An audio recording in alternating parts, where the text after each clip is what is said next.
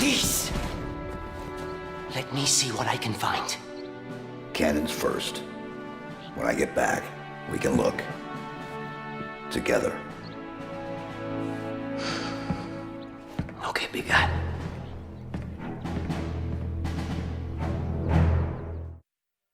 Microsoft hosted their Xbox Game Showcase this week, showing off 22 upcoming titles, including games from 9 of the 15 Xbox Game Studios, 5 first-party titles, and 10 world premieres. The pressure was on for Microsoft after the fairly underwhelming reception from their May showcase, as this was their first major opportunity to show what their newly acquired studios had been working on. And the results were, well, we'll leave that to the end.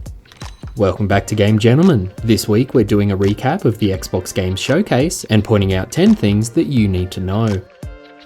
Before we get started, we want to remind viewers that they still have time to enter in our Assassin's Creed Valhalla Collector's Edition competition. All you need to do is like this video, subscribe to our channel, and quote the creed, "Nothing is true, everything is permitted," in the comments section below. Additionally, if you share this video and tag us on Instagram or Facebook at Game Gentlemen, you'll receive a bonus entry. And now onto our video. Number 10. Fable is back. We want to start right out of the gate here with the last announcement of the showcase. We also want to acknowledge that for some people this deserves a much higher position on the list than number 10. However, as it was nothing more than a short teaser trailer followed by a logo, there's not a lot of detail to be had. Fable is being produced by Playground Games, the team most well known for their work on the Forza Horizon series, and the last mainline title in the Fable series was scheduled to be Fable Legends for the Xbox One, announced back in 2013 before being cancelled in 2016 following Xbox closing Lionhead Studios. Suggested to be a reboot of the series of sorts, Xbox did not provide a release window or release year at this time. Number 9. Psychonauts 2. Like some of the other trailers we saw in the showcase, we've actually covered Psychonauts 2 in our previous video of 20 upcoming games without confirmed release dates, so we won't be going into detail about that game's development journey or history.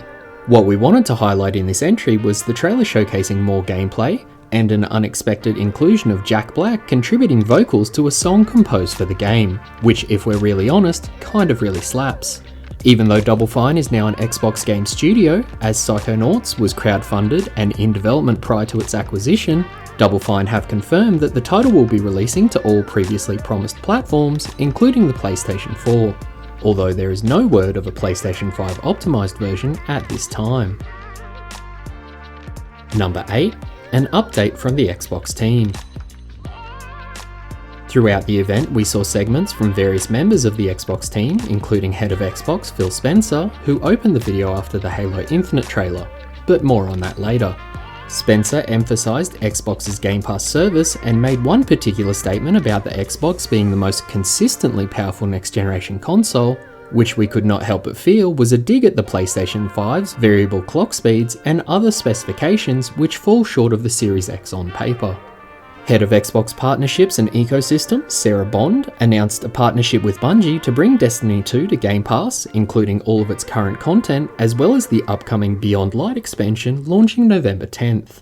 In addition to this, Bungie would be releasing an optimised version of Destiny 2 for the Series X, running at 4K 60 frames per second.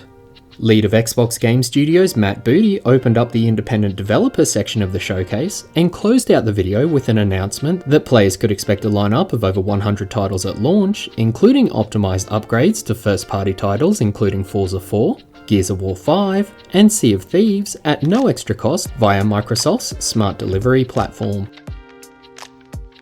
Number 7. Some confusing terminology. Off the back of the previous entry, it's only fair to share one of our 2 critical observations of the showcase. As we mentioned in item 8, Phil Spencer and others spoke at length about Xbox's Game Pass service, which will allow players to access all of the titles shown throughout the video on day and date.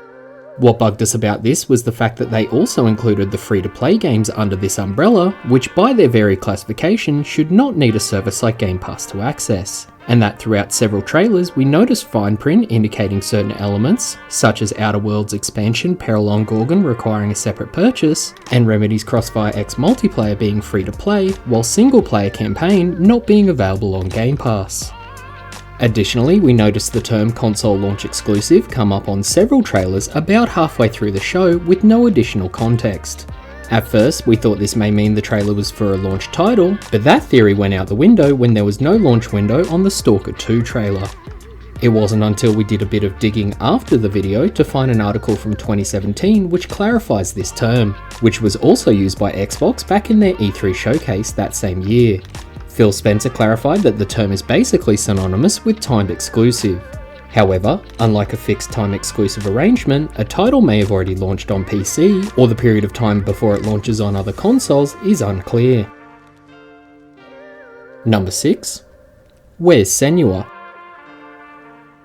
Near the middle of the showcase, we cut to Cambridge, UK to catch up with the team at Ninja Theory and get an update on Hellblade 2 Senua's Saga, last seen in an impressive looking trailer at the 2019 Game Awards.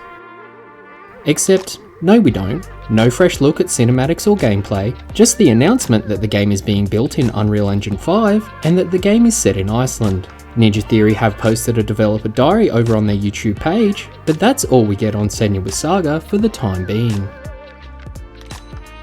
Number 5. Everwild. From acclaimed developers Rare, we get a look at new IP Everwild, which looks to explore the connection between man and nature through a beautiful animation style and fantastical creatures.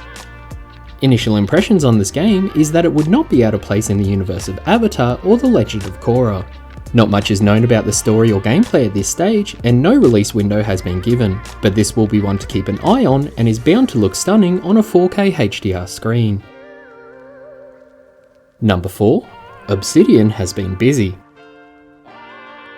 We saw a triple showing from developers Obsidian, with trailers for an expansion to the Outer Worlds called Peril on Gorgon, promising to deliver more of the game's signature retro-futuristic aesthetic and humour with new stories, new weapons, and new areas to explore. Peril on Gorgon is the first of 2 planned expansions from the Outer Worlds, and will be available on all platforms from the 9th of September. The second entry from Obsidian is a new title called Grounded, which opened with a great jab at Cyberpunk 2077. Grounded looks to be a combination of Honey I Shrunk the Kids and survival sims like Ark Survival Evolved, all presented in a bright, cartoony style. Players need to survive their backyard, managing starvation and dehydration, building shelter, fighting common garden insects like ants, ladybugs, and spiders. Seriously though, this may be one to avoid as an arachnophobe, as those spiders look terrifying. All with the goal to restore themselves back to proper size. During the trailer, it appeared that Grounded was releasing next week on July 28th. However, if you look to the fine print in the end card, you can see that the game is not yet finished and would be releasing to Xbox Game Preview and Steam Early Access, a statement later clarified by Obsidian studio head Fergus Urquhart. The final title in the Obsidian lineup is their next grand RPG adventure, Avowed. We see a teaser trailer setting the mood for the title, which is set in a high fantasy world. Again, we're not provided with a release window for the title, so this one will have to go on the long-term watch list for the time being. Number 3. The end cards. The second of our 2 critiques about the showcase event again come down to reading between the lines.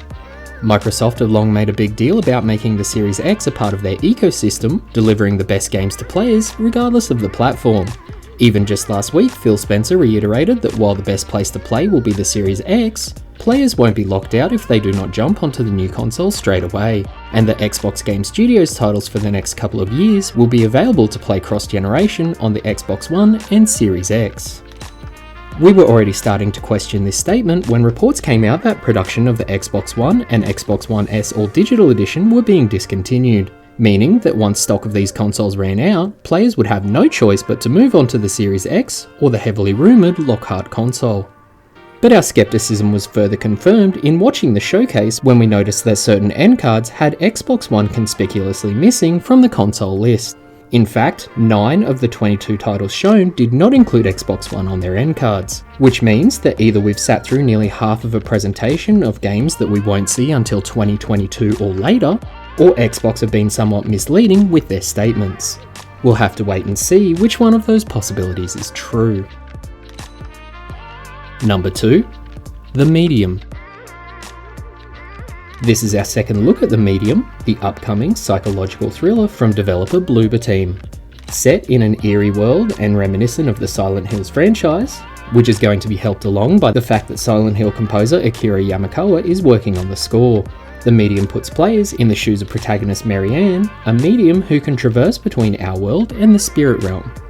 While we saw less of the game than we did in the May showcase, one key feature we were given insight to was the fact that the game would essentially be duplicating itself, rendering both the normal world and spirit realms simultaneously, taking advantage of a Series X feature called background streaming. It's safe to presume that this feature will allow players to shift seamlessly between the two worlds, but how this will affect a player's experience, or how open-ended gameplay is with this feature, is yet to be seen. The functionality does well to showcase the technical capabilities of the next generation of consoles, bringing us gameplay features previously unavailable on current and previous hardware. Number 1. Halo Infinite.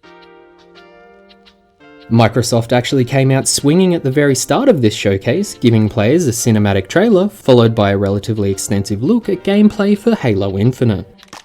We've previously covered how Halo Infinite will continue the story of Master Chief in the third chapter of the Reclaimer saga, how this is the biggest Halo to date, and the fact that it's been built for the Xbox One with enhancements available for players on the Series X, which may go some way to explain some of the criticism of graphical fidelity and texture pop-ins noted in the trailer.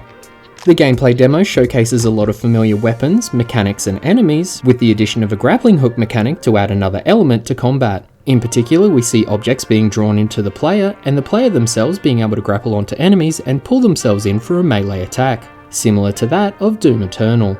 We also catch a glimpse of Halo Infinite's new open world design, a big deviation from previous titles. We've been teased that a look at multiplayer will be coming in the near future. While Halo has never been our franchise of choice, it deserves its place at number 1 on this list as a key title for the Xbox and a system-selling franchise. Our verdict. We said at the start of the video that we'd give our verdict on whether or not Microsoft knocked it out of the park with this game showcase. And the answer is a resounding meh. There's certainly some interesting titles which will no doubt take full advantage of the Xbox Series X hardware. However, in many cases we didn't really see much more than gorgeous cinematics and title cards for games that could be several years away from release. This was not helped by the murky language around console exclusives and Game Pass availability that really doesn't count, as well as obvious signs for future games contradicting Xbox's current key messaging of inclusivity and ecosystems. What should be seen as a consumer-first and consumer-friendly approach of not leaving any players behind is quickly becoming a bit murky, and while die-hard fans and early adopters won't be dissuaded from picking up the console at launch, from what we've seen so far, there's yet to be a truly killer app which pushes the Series X from a wait and see to a must-buy for anyone else who might be on the fence. What did you think of the Xbox Game Showcase? Have we got it wrong? Are we missing something that you think will make it a system seller? Are you planning to pre-order yours for launch day? Tell us your thoughts in the comments section below. Don't forget to like this video, subscribe to the channel, and turn on notifications so you never miss an update. This has been Game Gentleman, and thanks for watching.